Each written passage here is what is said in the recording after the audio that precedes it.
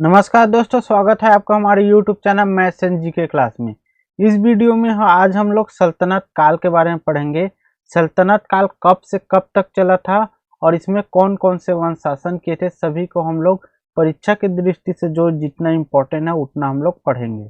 तो चलिए वीडियो शुरू करते हैं।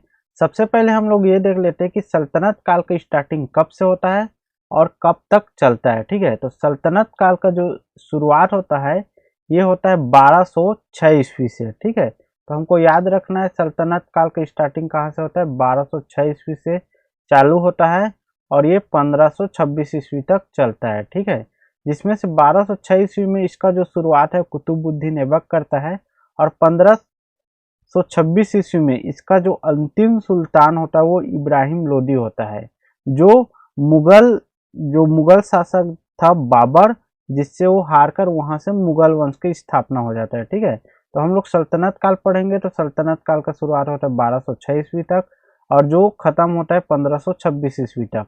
यहाँ पर 1206 ईस्वी में जो गुलाम वंश का शासन स्टार्ट होता है और 1526 ईस्वी में लोदी वंश का शासन खत्म होता है और वहां से मुगल वंश स्टार्ट हो जाता है। ठीक है, तो हमको क्या करना है, जो 1206 ईस्वी से लेकर 1526 ईस्वी तक का बीच का ही हम लोग को पढ़ना है और इन्हीं के बीच के जो शासन को सल्तनत काल कहा जाता है। ठीक है, तो इसमें अगर हम लोग देखेंगे तो कुल 5 वंश शासन किए थे। ठीक है, जिसमें से जो पहला वंश है वो है गुलाम वंश।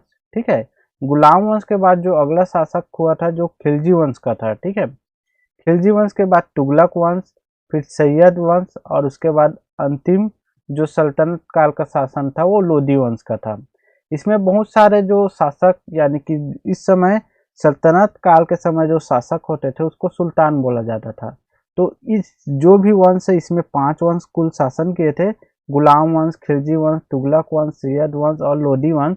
तो इन सभी वंशों में जो भी राजा शासन करते थे उसको सुल्तान बोला जाता था।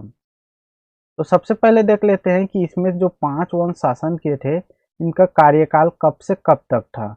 तो जो गुलाम वंश का स्टार्टिंग हुआ था 1206 ईस्वी में, जिसमें कुतुबुद्दीन ऐबक ने इसकी शुरुआत किया था और ये 1290 ईस्वी तक इसका शासन चला था। ठीक है, उसके बाद आता है खिलजी वंश। खिलजी वंश का शासन चला था 1290 ईस्वी से 1320 ईस्वी तक। उसके बाद तुगलक वंश का शासन था 1320 से लेकर 1398 ईस्वी तक और सैयद वंश का शासन था 1414 ईस्वी से 1451 ईस्वी तक। उसके बाद जो अगला शासक जिस वंश का था वो है लोदी वंश। लोदी वंश का शासन चला था 1451 ईस्वी से लेकर 1526 ईस्वी तक।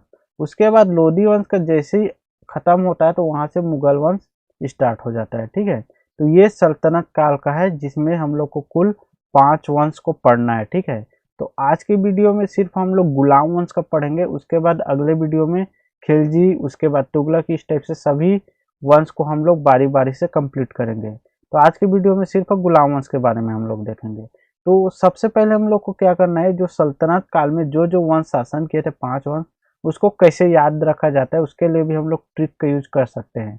इसके लिए ट्रिक है गुल खिले तो सांस लो, जिसमें से गुल का मतलब होता है गुलाम वंश, खिले का मतलब होता है खिलजी वंश, तो का मतलब होता है तुगलक वंश और सांस का मतलब होता है सैयद वंश और लो का मतलब होता है लोदी वंश। तो इस टाइप से इस ट्रिक का यूज करके हम लोग इस जितने भी इसमें वंश शासन के थे 5 वंश उसको हम लोग याद कर सकते हैं।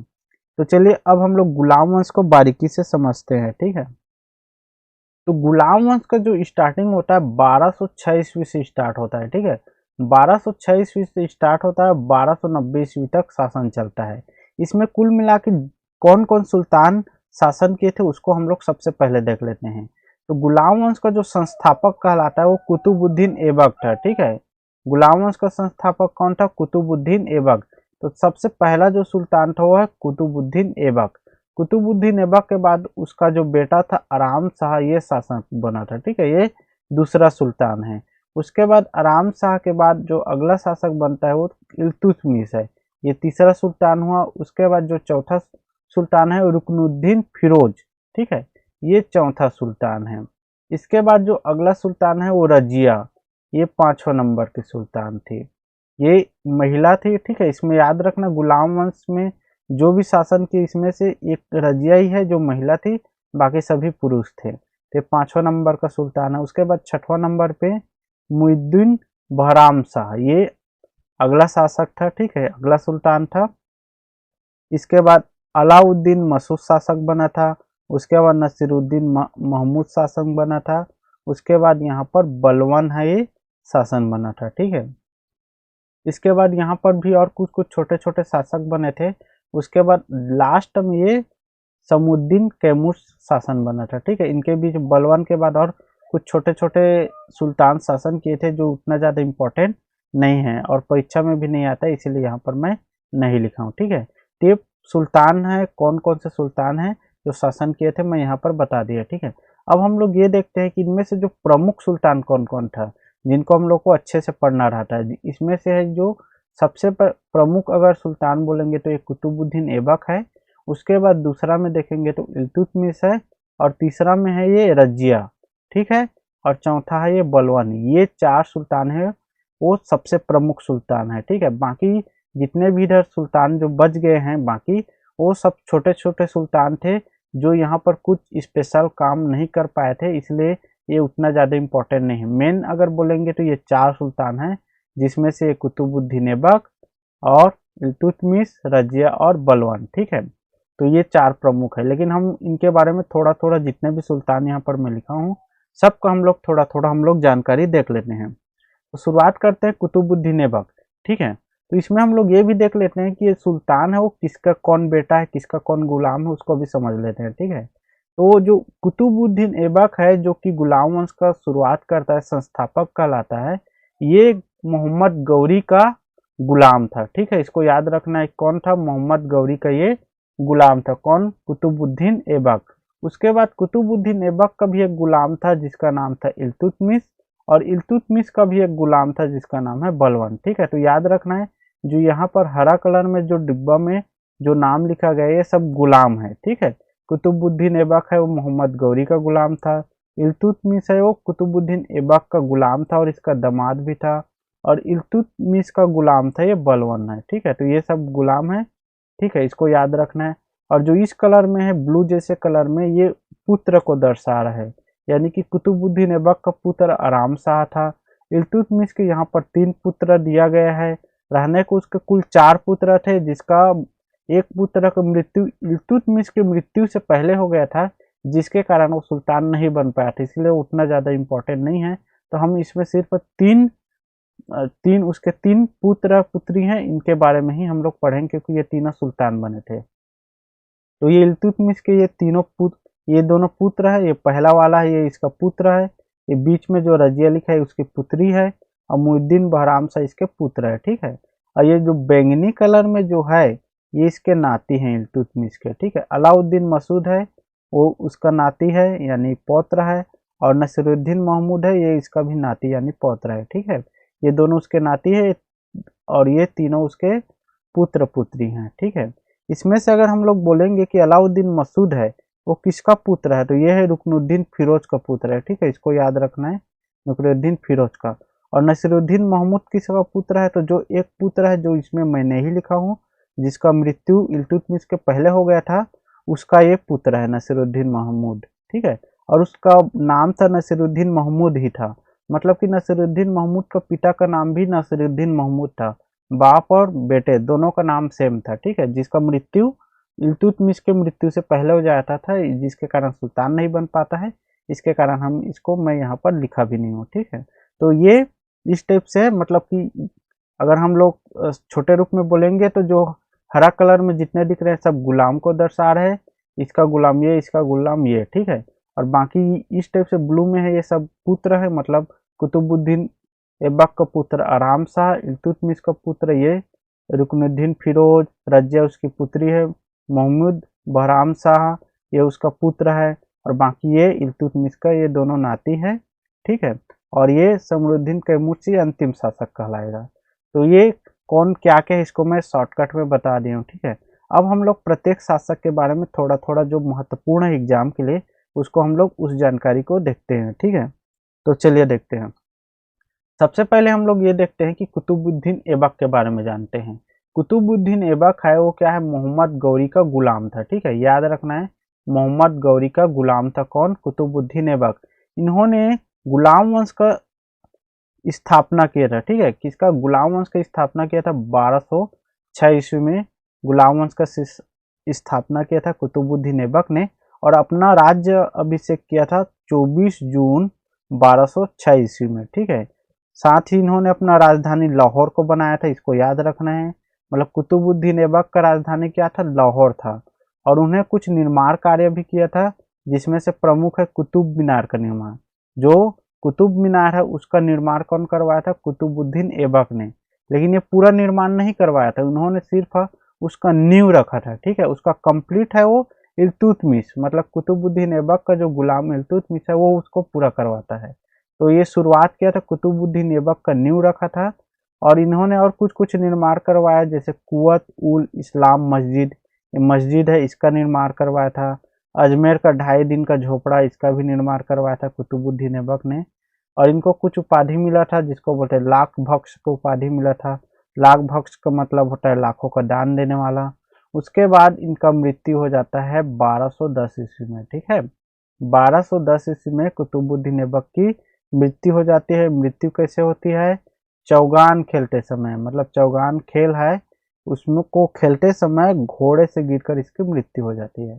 ठीक है, तो इसको याद रखना है। मृत्यु होने के बाद इनको लाहौर में दफना देते हैं। तो ये प्रमुख बिंदु था जो कुतुबुद्दीन ऐबक से संबंधित था, इसको आज हम लोग देखें। ठीक है, उसके बाद हम लोग देखते हैं कि इसका जो अगला शासक कौन बनता है। मतलब कुतुबुद्दीन ऐबक के बाद अगला शासक बनता है आराम शाह। तो इसके बारे में देख लेते हैं।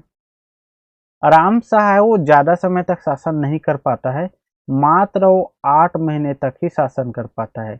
उसके बाद क्या होता है, कुतुबुद्दीन ऐबक के बाद जब आराम शाह शासक बनता है तो 8 महीने बाद इसका गुलाम यानी कि कुतुबुद्दीन ऐबक का गुलाम इल्तुतमिश आराम शाह की हत्या करके खुद शासन पे बैठ जाता है।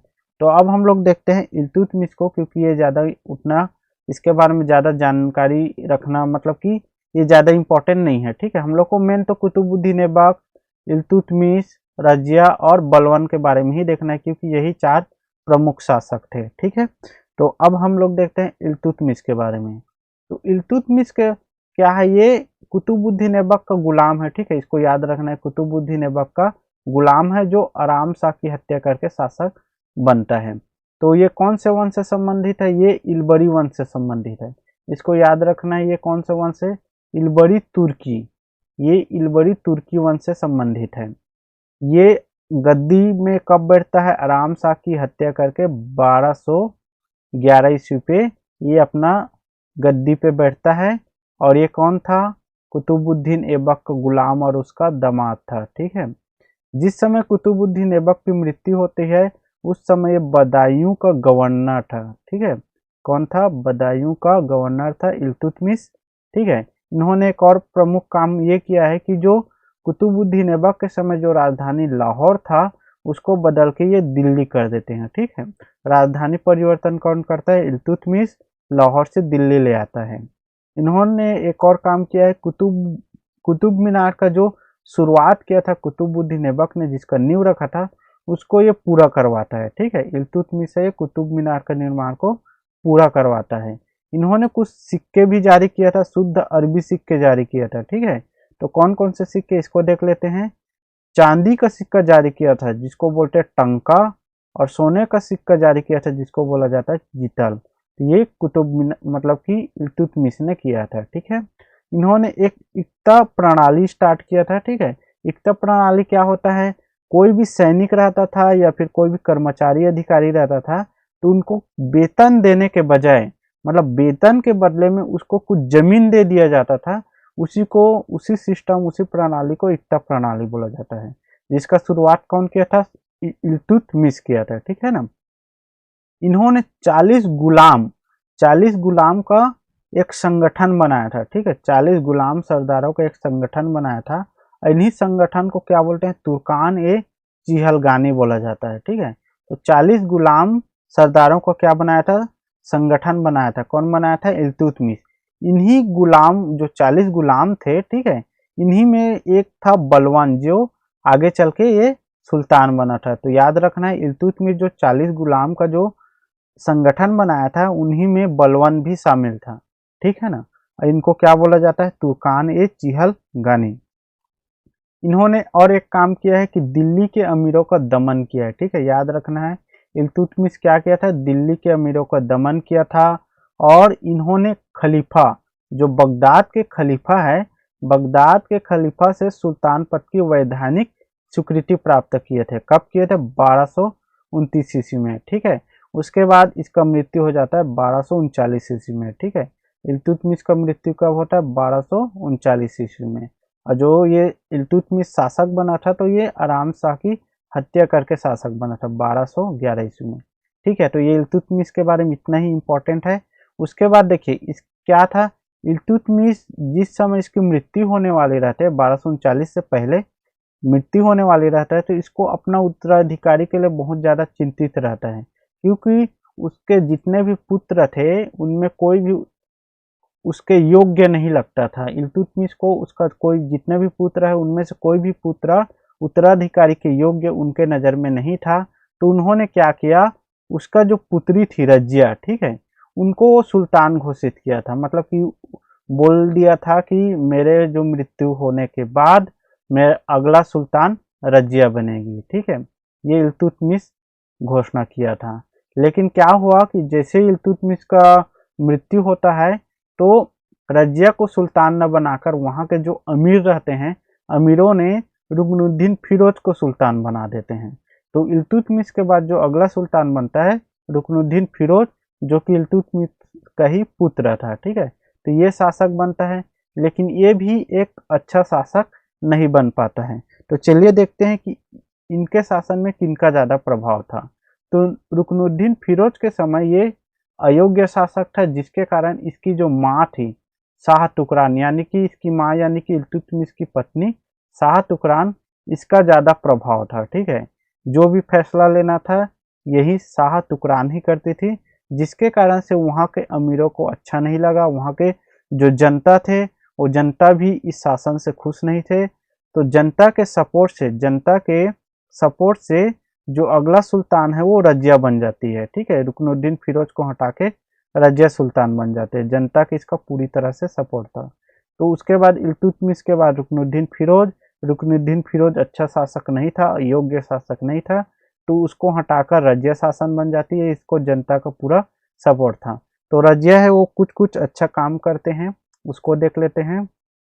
देखिए रजिया के बारे में हम लोग ये जानना बहुत ज़्यादा जरूरी है कि रजिया बेगम है प्रथम मुस्लिम महिला शासक थी। इसको याद रखना क्या है, प्रथम मुस्लिम महिला शासक, सबसे पहला मुस्लिम महिला शासक थी कौन, रजिया। इन्होंने क्या किया, पर्दा प्रथा का त्याग किया।